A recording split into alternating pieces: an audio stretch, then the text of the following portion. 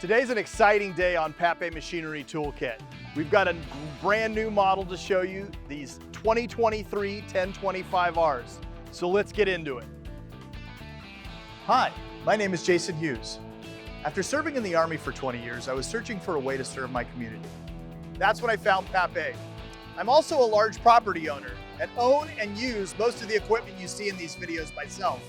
I hope you enjoy this content. If you have any questions, please comment below. Let's get started.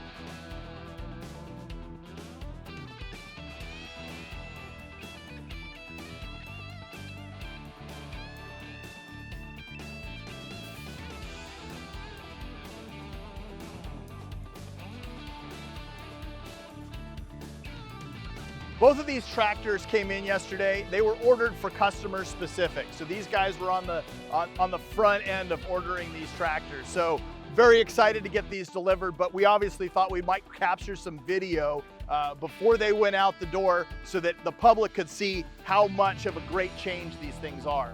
I was very excited to see these machines show up yesterday. They came off of the truck. I noticed immediately some new changes. Obviously, aesthetically, you can see right away, this is a new model 1025R. Those headlights are absolutely different and great looking on this machine. It almost looks a little bit sinister. These are going to be both offered in the 1025R and the 1023E for this year. Obviously on the 1025R, you're going to get the side-mounted lights as well. So again, all LEDs, going to offer obviously a lot brighter light, so that are going to light up your project a lot better. Very excited about that addition. The next big addition to the 1025R and the 1023E lineup is going to be this handbrake style. This handbrake has been offered on the rest of the lineup for quite a while. The 1025R 2022 model and previous had a park brake engagement that was on the front of the dash. They've moved it down into this location. It seems like it's going to be a lot easier to use. It's pretty well out of the way. It's got a nice curve to it, so it's decently out of the way. So I'm not going to be hitting my heel on it very much. But I think the big advantage is that positive engagement. You're going to feel that brake click into position and be able to stop you in anything you do. One of the more simpler changes that they've made to this model year, and I actually saw this at the end of 22, but right here on the right side panel where my loader controls are, they've got some knockouts for switch panels. So these are nice for if I'm adding like a bagging system on the back that has a hydraulic opening and closing mechanism on it. I have these knockout panels and I can just add that switch right in. Very, very convenient, very nice, much more integrated look. So that's a nice new change as well. Another big change is going to be right here on the loader arm itself. So factory delivered, this 120R loader is going to offer a single point hydraulic connector. This is going to bring us more in line with the competition. The competition has been doing this for a little bit on some of their machines, but this is going to offer a one-point connection, so I can take my hydraulics and that loader off in a little bit easier step. They've integrated a nice little grab handle right here, so I can mount that single point connector on when it's off, so it keeps it nice and tucked in and out of the way. Another big change that you're going to see in this is how the lines are routed. So before, on previous generation 1025Rs, you're going to have the hydraulic connectors down here kind of by the foot pedals.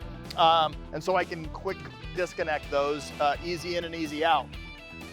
Now, the hydraulic lines are going to come up to that single point connector.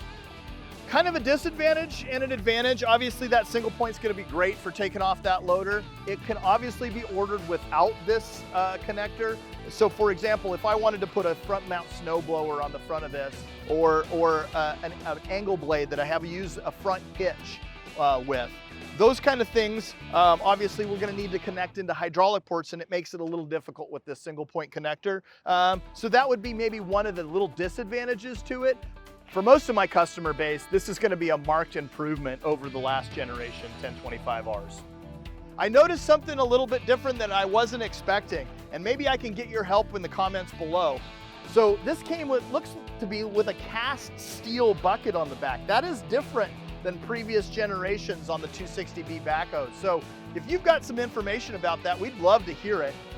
If we've got some more, we'll post some information in the comments below. So looks like another improvement that I wasn't necessarily expecting. Thank you, John Deere. We always love improvements.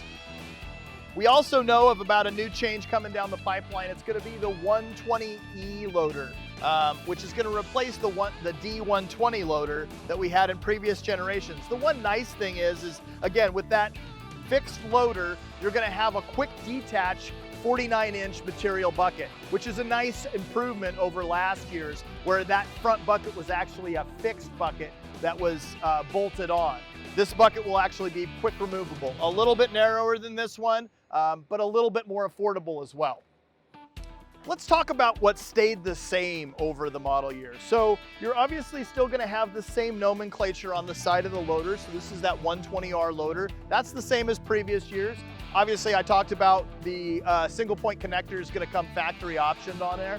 So that's a nice change. But for the most part, the loader arm looks almost identical. The engine, still the same. Great engine in there, no issues. For the most part, the driver's compartment and cockpit has stayed mostly the same. As we mentioned before, this seat is actually only a couple of years old, but it is that cut and sew seat with the embroidered John Deere patch, so that's gonna stay the same as well. We still have the nice tilt steering wheel. That big change again with the park brake coming off of the actually accessory panel in front of us, that has changed. Some other things that have stayed the same, you've got the high-low transmission in there. We've got still the selector lever for the height adjustment on our mid-mount mower decks. The mid-mount PTO still comes standard on both the 1025R and the 1023E, as well as a rear PTO. Fuel capacity hasn't changed. That's going to be still that same 5.5 gallons. For the most part, again, that backhoe hasn't changed except for maybe that bucket like we talked about. Going around on the right side of the tractor, the 3-point connections is all going to be the same. So again, just marked little improvements that kind of take the 1025R up to that next level. A premium tractor with premium offerings. I'll tell you, I'm really excited about these new product improvements to the 1 Series lineup. It's always a really nice thing as a sales guy to see these kind of upgrades and changes for our customers, you know, make their life a little bit easier. We also appreciate you watching these videos. You know, if you could subscribe and like these channels, it'll help us to kind of get more of this content out there. So whenever possible, go ahead and hit that subscribe and like. Comment below if you've got any information on that bucket like we were asking for. If you've got any other questions, also throw it in the comments. We're here to help.